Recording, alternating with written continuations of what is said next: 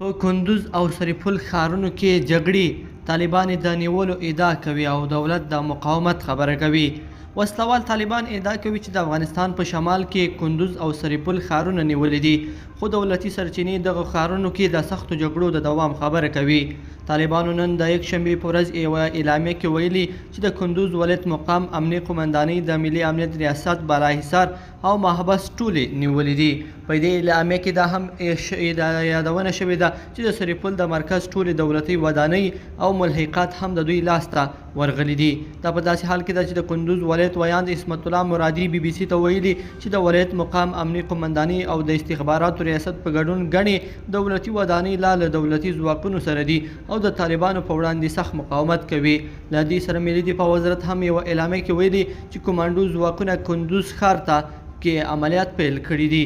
اعلامیه کې راغلي چې په دغو عملیاتو کې د ملي ټلویزیون او جنرال عبدالرازق څلورلارې اړوندې سیمې له طالبانو څخه پاکې شوي دي او ګواکې دغه عملیات به د کندز تر بشپړې تصفیې پورې دوام ولري. د راپورونو له مخې کندز کې پر ځینو اهدافو هوایي بریدونه هم شوي او جګړو کې ځینو هټیو او مارکیټونو اور هم اخیستی دی. تر اوسه د دغه ښار نښتو کې د جګړې دواړو خواوو او ملکي خلکو ته د اوښتو زیانونو کره راپور نه دی ورکړل شوی. له سرپل څخه هم ریپورټونه وایي چې د دغه ښار ډیری برخې او دولتي ودانۍ د طالبانو لاس ته وغورځېدلې دي او دمګړۍ یوازې په امام کلان سیمه کې د ملي اردو کنډک مقاومت کوي. ولسي جرګه کې د سرپل استازي عزیزي جلیس او دغه ولایت د ولایتي شورای غړي محمد حسین مجاهدزاده BBC ته ویلي چې د سرپل والي امنیه قومندان د ملي امنیت رئیس او ګڼ نور ولایتي چارواکي د ملي پوځ همدغه کنډک کې ځای پر ځای شوي دي.